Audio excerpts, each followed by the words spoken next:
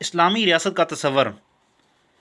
اسلامی ریاست ایک نظریاتی ریاست ہے جس کی بنیاد اللہ تعالیٰ کے احکامات کے مطابق رکھی گئی ہے۔ اس میں ہر حال میں شریعت کی بالادستی قائم رہتی ہے۔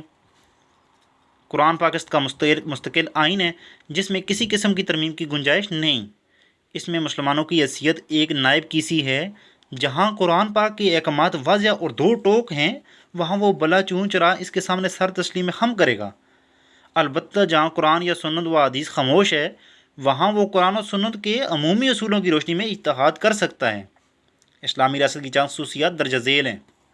نمبر 1، حاکمیت اعلیٰ، ساورنٹی۔ اسلامی ریاست میں اقتدار اعلیٰ صرف اللہ تعالیٰ کے لیے مخصوص ہے۔ وہ زمینوں اور آسمانوں کا مالک ہے، جن و انس سب اس کتابیں ہیں۔ چونکہ قرآن پاک اس کا کلام ہے، اس اسلامی ریاست میں بالادستی قرآن و سنت کو حاصل ہوگی۔ انسان اس کا نائب ہے اور وہ اسلام کے اصولوں اور احکامات کی روشنی میں دنیاوی معاملات چلائے گا۔ نمبر 2، باہمی مشورہ یا شورا۔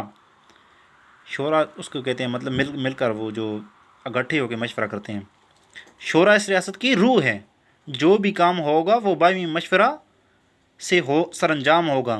کسی شخص یا گروہ کو یہ حق نہیں دیا گیا ہے کہ وہ مسلمانوں کی مرضی اور منشا کے خلاف ان پر اپنے آپ کو مسلط کرے اور انہیں اپنا مطیع اور فرما بردار بنائے۔ حکمران مسلمانوں کی رائے اور مرضی سے بنے گا اور انتظامی معاملات چلانے کے لیے اصحاب شورا کی رائے کا پابند ہوگا۔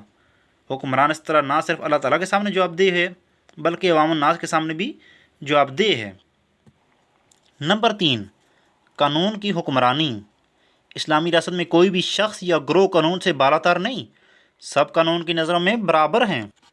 کسی کو کسی پر رنگ، نسل، زبان، علاقے اور حیثیت کی بنا پر برتری حاصل نہیں، برتری صرف تقوی اور پرہیزگاری کی بنیاد پر ہے۔ نمبر 4، عدلیہ کی آزادی۔ اسلامی ریاست کی خصوصیت یہ ہے کہ اس میں عدلیہ مکمل طور پر آزاد اور خود مختار ہے۔ جج جو بھی فیصلہ کرتا ہے وہ قرآن و سنت یا ان کے عمومی اصولوں کو سامنے رکھ کر کرتا ہے۔ اس کے کام میں کسی کو مداخلت کی اجازت نہیں۔ ایک جج کے سامنے حاکم اور محکوم سب برابر ہیں۔ معاشرتی عدل و انصاف۔ نمبر 5، اس ریاست کا وتیرہ ہے کہ اس میں تمام افراد کو ترقی کے یکساں مواقع فراہم کیے جاتے ہیں۔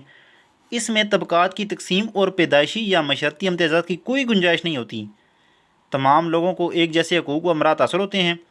نہ صرف مسلمان بلکہ اقلیتوں کو بھی جائیداد بنانے، آزادانہ چلنے پھرنے اور اپنے مذہبی عقائد کے مطابق زندگی گزارنے کا حق دیا جاتا ہے۔ مغرب میں فلاحی ریاست کا جو تصور کھڑا ہے وہ در حقیقت اسلامی ریاست کا تصور ہے۔ اسلامی ریاست کے ذمہ عوام کی کفالت کا جو فرض عائد ہوتا ہے وہ موجودہ فلاحی ریاست نے اپنایا ہے۔